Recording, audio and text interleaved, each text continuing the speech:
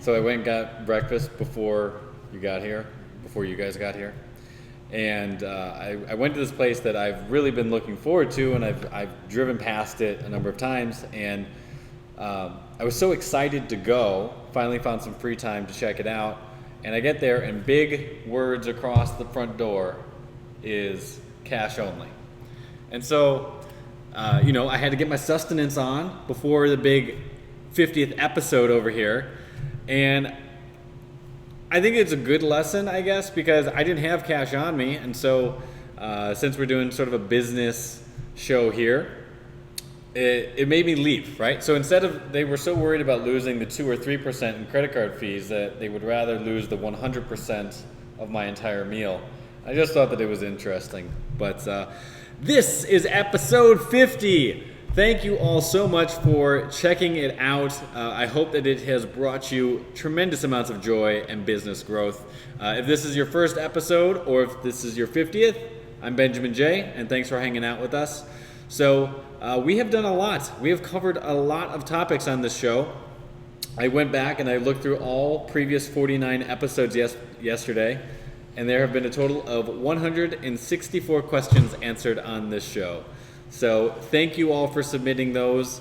You can always drop a question on the comments on this video, and we'll check it out and we'll put it on the show. So with that, let's answer some questions.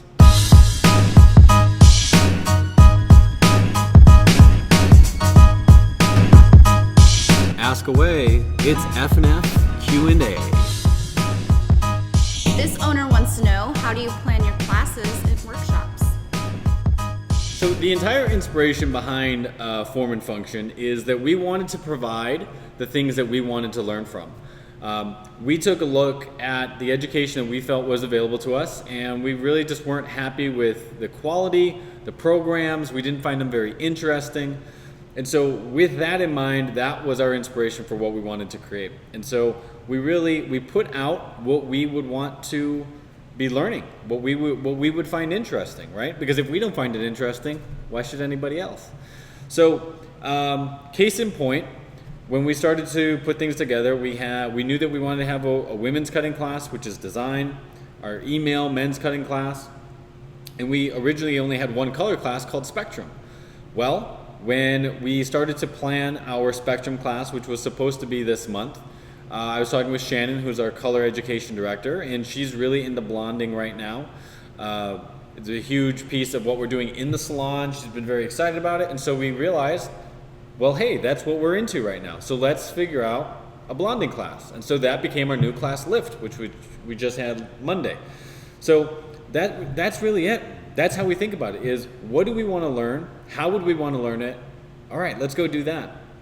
And then the addition to that would be that in addition to the creative side, I'm very much into wanting to tie together creativity and business. And so in all of our programs, whether it is the full Salontrepreneur business class or all of our creative classes like design, email, Lift, and Spectrum, we try and incorporate business into that too, because I feel like we want to have good solid business practices and able to support our creative sides.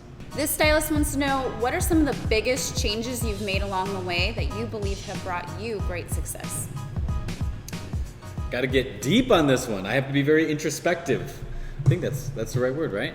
Introspective. I'm going to separate two things. I'm going to say the biggest changes for the salon and the biggest changes for me. In the salon, the biggest changes that we have had over the last 8 years has really been setting and defining what our culture, our standards, and expectations were going to be.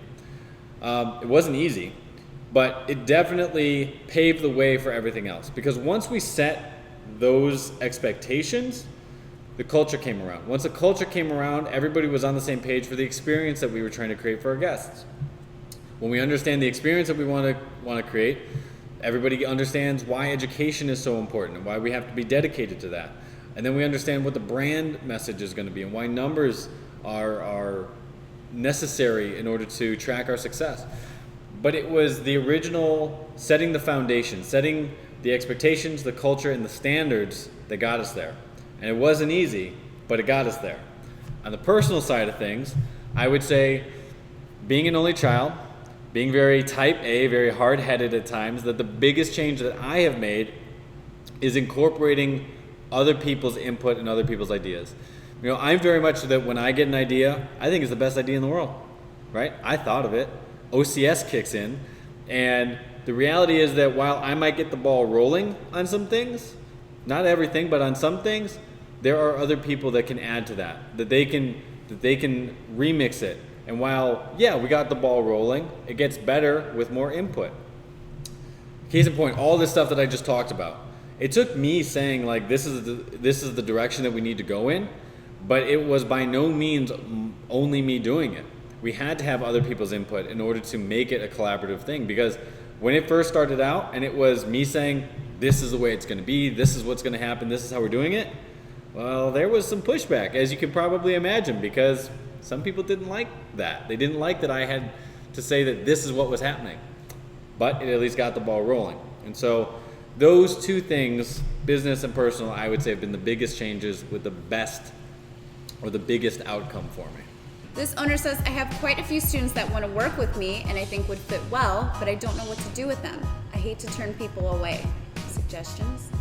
Before I answer this question, this was submitted to us via our inbox, which you can always drop a question in at classes@ffsaloneducation.com, or like I said up front, you can always just drop a question in the comments below. Those of you that have been watching the show know that that's how you participate. I always think of when we take on somebody and put them into our education program, it's the same as large, big business investing in research and development. Whatever we are investing into those new team members, time, money for education, all of that, it will turn into outcome or new service providers later. Many times I think that as small businesses, we get caught in thinking, I can't afford to have anybody. But growth cannot be an afterthought. It has to be on the forefront of your mind. And so instead of saying, well, I don't know how to budget for a new person, you have to budget for a new person and then figure out the rest of the stuff around that. Because if you don't have that person in there to grow with, you're just not going to grow, period.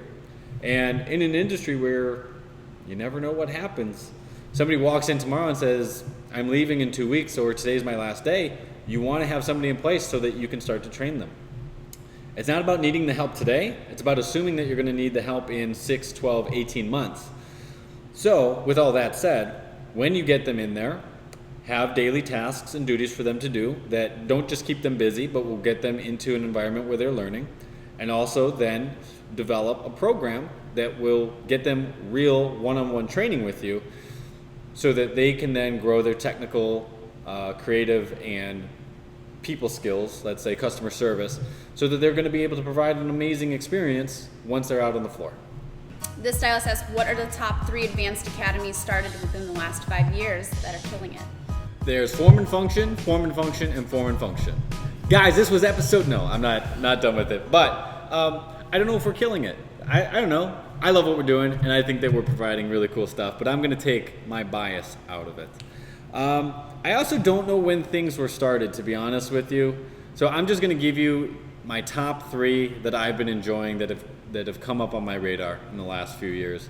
I think that Hairbrained is doing a great job with their teach-ins. Those look like fantastic programs. I have not yet been able to attend one, but I'm jealous of everyone that has been able to do it.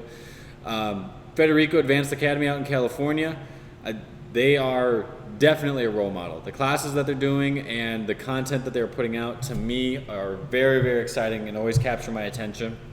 And then just a couple of weeks ago, I went to the Butterfly Circus when it was here in Chicago, and what I really liked was that they're doing something new. Oftentimes what I see in kind of the independent route is that people are trying to change the game, but really they're just trying to do the same thing just differently and not under a corporate brand. And I thought that what Butterfly Circus did was definitely unique, definitely took on a new format, which was very cool and was a cool learning experience. So if my answer is not Form and Function, which it is, I would say that those three organizations are doing a great job. So this was episode 50. Thank you all so much. Our question count is now up to 168. maybe we'll just keep a running total every episode. But thank you so much for watching. Subscribe or share with your stylist friends. We greatly appreciate it, and I hope that this show is helping you with your business. So until 51, have a good time, and I'll see you in the next episode.